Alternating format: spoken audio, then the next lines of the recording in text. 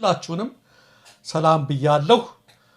እነሆ በዛሬው ዕለትም አዳዲስ መረጃዎች አሁን የደረሱን ስላሉ እነሱን ባጭሩ አሰማችኋለሁ ማለት ነው። ተመልካቾቻችን፣ አድማጮቻችን እንደተለመደው የገባችሁ ላይክ በማድረግ ሌሎችን ወዳጆቻችንን ጋብዟቸው። ላይክ የሚለውን በመጫን ማለት ነው። እናንተ ስትጫኑ እነሱ ኖቲፊኬሽኑን ይመለከቱታል፣ ይገባሉ ማለት ነው። አልጎሪዝሙ ያሳያቸዋል። ስለዚህ ላይክ ማድረግ አትርሱ ተመልካቾቻችን።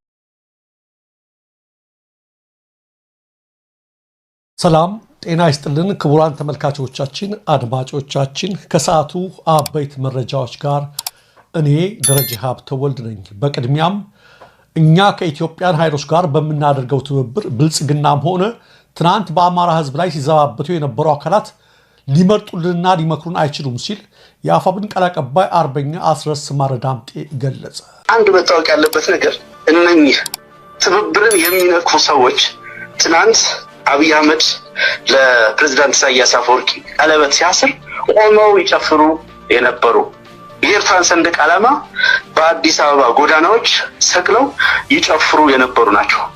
ከአማራ ጋር ከአማራ ሊቃን ጋር ሂሳብ አወራርዳለሁ ብሎ ከፎከረው ጌታቸው ረዳ ጋር ተቃቅፈው የሚውሉ ከሱ ጋር የፖለቲካ ምክር የሚመክሩ አብረው ማዕድ የሚቆርሱ ሰዎች ናቸው ዛሬ ስለ ትብብር ሊመክሩ ሊተቹን የሚነሱት።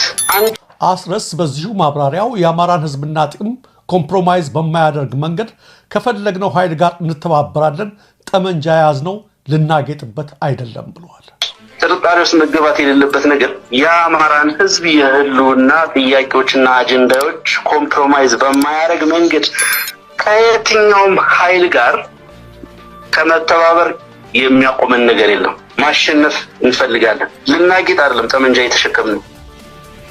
የመሞት ሱስ ኖሮብን ወይም ደግሞ መሞት መስዋዕትነት መክፈል የ40 ቀን እድላችን ሆኖ አይደለም። ዛሬ የግል ህልማቸውን እየተው በርካታ ወጣቶች በየአውደ ውጊያው እየወደቁ ያሉት ህዝባቸውን ነፃ ሊያወጡ ነው። ጊዜው የሚፈቅደውን ማንኛውንም ትብብር ማንኛውንም ስልታዊ ትብብር ማድረግ ተገቢ ነው። ኢትዮጵያ እንዴት መሄድ እንዳለባት ከነማን ጋር ትብብር ማድረግ እንደምንችል የምናውቅ የጀግኖች ኢትዮጵያ ልጆች ነን ሲልም ቃል አቀባዩ አክለዋል። አቅማችንን እናውቃለን፣ ልካችንን በሚገባ እንረዳለን። ሀገር እንዴት መገንባት እንደምንችል ደግሞ ከአባቶቻችን ታሪክ እየተማርንም ጭምር ነው። ኢትዮጵያ የነበራትን ሞገስ፣ ተሰሚነት በዓለም አቀፍ ተቋማት ከሊግ ኦፍ ኔሽን እስከ የተባበሩ መንግስታት ድረስ ከአፍሪካ አንድነት ድርጅት እስከ አፍሪካ ህብረት የነበራቸውን ሚና የምናውቅ ሰዎች ነን። ሀገር በጋራ እንዴት እንደሚገነባ እናውቃለን። ከሌላው ህዝብ ጋር እንዴት እንደሚኖር እናውቃለን። የአማራ ህዝብ በተለያዩ ዘመናት በተደረጉ ውጊያዎች አድዋን ጨምሮ በተደረጉ ትላልቅ ውጊያዎች የኢትዮጵያን አንድነትና ብዝሃነት በማስጠበቅ ጭምር ሰፊ ሚና የተወጣ ትልቅ ሚና የተወጣ መስዋዕትነት የከፈለ በየትኛውም የኢትዮጵያ ማዕዘን አገር በተወረረች ቁጥር ለሀገር ክብር ለብሔራዊ አጀንዳችን የወደቀ የሞተ አጥንቱን የከሰከሰ ደሙን ያፈሰሰ ህዝብ ልጆች ነን። ስለዚህ ኢትዮጵያ እንዴት እንደምትኖር ኢትዮጵያ ወዴት መሄድ እንዳለባት ከነማን ጋር መስራት እንዳለብን ምን ስናደርግ ምን ስልታዊ መንገድ ስንከተል የተሻለ ነገር ማግኘት እንደምንችል ማሰላሰል የሚችል አእምሮ ያለው ሊደርሺፕ ነው ያለ። ስለዚህ የአማራውን የቆየውን የአማራ ህዝብ ኑባሬ ማጽናት የሚችል የበቃና የነቃ ትውልድ ስለሆነ በሁሉም መንገድ ሚዛኑን የሚጠብቅ በሁሉም መንገድ ሌላውን የማይገፋ ህዝብ ልጆች ነን። ከቀናት በፊት አርበኛ ዘመነ ካሴ በሰጠው መግለጫ ከኢትዮጵያን ኃይሎች ጋር በምናደርገው ትብብር የምናስይዘውም ሆነ አሳልፈን የምንሰጠው የህዝብ ጥቅም የለም፣ በጋራ እንኳን መርፌ መግዛት ካለብን ለአማራ ህዝብ እናሳውቃለን ማለቱ ይታወሳል። ይህ በእንዲህ እንዳለ የህዝባዊ ወያነ ሓርነት ትግራይ ምክትል ሊቀመንበር የሆኑት አቶ አማኑኤል አሰፋ ለፋኖ ኃይሎች ያላቸውን አድናቆት ገልጸዋል።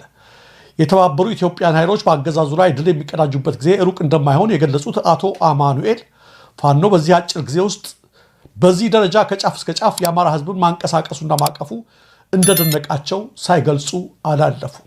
አንታይ ደረጃው من فانو بس درجة زي أرمتا تانيسو ካብ ጫፍ ናብ ጫፍ ህዝቢ ኣምሓራ ክንቀሳቀስ ኢሉ ዝሓሰበሉ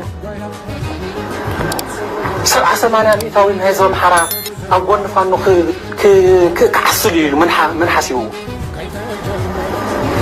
ብርጌዳት ክፍለ ጦራት የትግራይ ጊዜያዊ መስተዳድር ፕሬዝዳንት የነበሩት ጀነራል ታደሰ ወረደ በተለይ ከሰሞኑ በጥብቅ የቁም እስር ላይ ይገኛሉ ሲል ቢቢሲ ትግረኛ ዘገበ።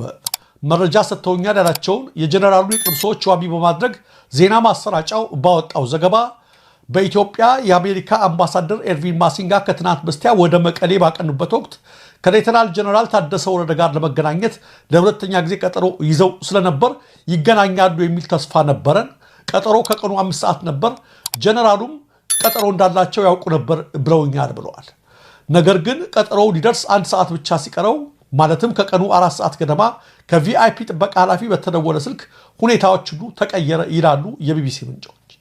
ለጀነራሉ ጥበቃ ለአሽከርካሪዎቻቸውና ለረዳቶቻቸው የተላለፈው አስቸኳይ መመሪያ ምንም አይነት እጀባ አታድርጉ፣ ምንም አይነት እንቅስቃሴ አታካሂዱ፣ ተሽከርካሪዎችም እንዳይንቀሳቀሱ። ይህንን መመሪያም ለራሱ ለጀነራል ታደሰ አሳውቁት።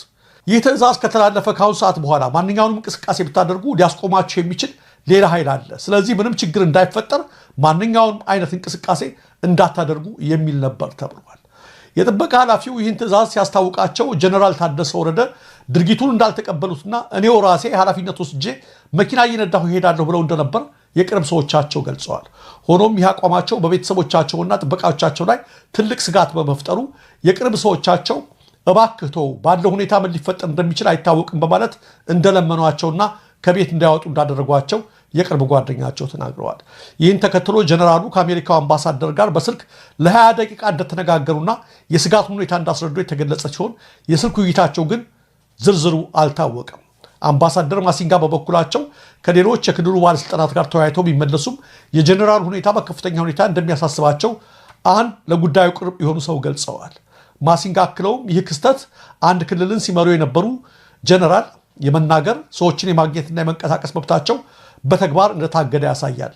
ወደ እኔ ቢመጡ ኖሮስ ምን ያጋጥማቸው ነበር ሲሉ ጥያቄ መሰንዘራቸውም ተሰምቷል። አጠቃላይ ጀነራል ታደሰ ወረደ ከስልጣን ከተነሱ ከሚያዝያ 30 በኋላ ወደ ፕሬዝዳንት ጽሕፈት ቤት ሄደው እንደማያውቁ ከስልጣን ከነሷቸው ከነ ዶክተር ደብረጽዮን ገብረ ሚካኤል ጋር ምንም አይነት ግንኙነት እንደሌላቸው የቅርብ ሰዎቻቸው ገልጸዋል። አብዛኛውን ጊዜያቸውን ቤት ውስጥ መጽሐፍት በማንበብ እያሳለፉ ቢሆኑም አልፎ አልፎ ቤታቸው አጠገብ ወዳለ ቢሮአቸው ይሄዳሉ ብለዋል። አንዳንድ ጊዜ ደግሞ ወደ ፕላኔት ሆቴል ሄደው ሰዎችን ያገኙ የነበረ ሲሆን ይህ የሚሆነው ግን በባለስልጣናት ፈቃድና በደህንነት ቁጥጥር ስር ሆነው ነው ተብለዋል።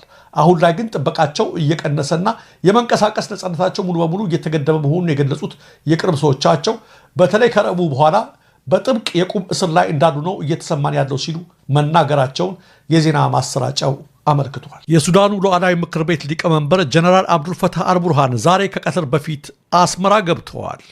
የኤርትራው ፕሬዝዳንት ኢሳያስ አፈወርቂም የሱዳን ሉዓላዊ ምክር ቤት ሊቀመንበርን በመቀበል በጽህፈት ቤታቸው አነጋግረዋል። ይህንንም ያስታወቁት የኤርትራው ማስታወቂያ ሚኒስቴር አቶ የማነ ገብረ መስቀል ናቸው። አቶ የማነ ገብረ መስቀል በኤክስ ገጻቸው ባሰፈሩት መልእክት ፕሬዚዳንት ኢሳያስ ጀነራል አልቡርሃንንና ልዑኮቻቸውን በቤተ መንግስት ተቀብለው አነጋግረዋል። ሁለቱ ወገኖች በሁለትዮሽ ግንኙነት፣ በሱዳን ወቅታዊ ሁኔታ እንዲሁም በጋራ ጥቅም ላይ በሚያተኩሩ ቀጠናዊና ዓለም አቀፍ ጉዳዮች ዙሪያ ሰፊ ውይይት ማድረጋቸውንም ገልጸዋል። ስብሰባው የተካሄደው በሱዳን የሚካሄደው ግጭት በቀጠለበትና በአፍሪካ ቀንድ ሀገራት መካከል ከፍተኛ ቀጠናዊ የህብረት እንቅስቃሴና አስተላለፍ እየታየ ባለበት በአሁኑ ወቅት ነው። በሐምዳን ዳጋሎ የሚመራው የሱዳን አማጺ ኃይል ከጠቅላይ ሚኒስትር አብይ አህመድ ጋር የወገነ ሲሆን በተለይ ባለፈው ወር ከባድ ምት እንዳረፈበት በተደጋጋሚ ሲዘገብ ቆይቷል።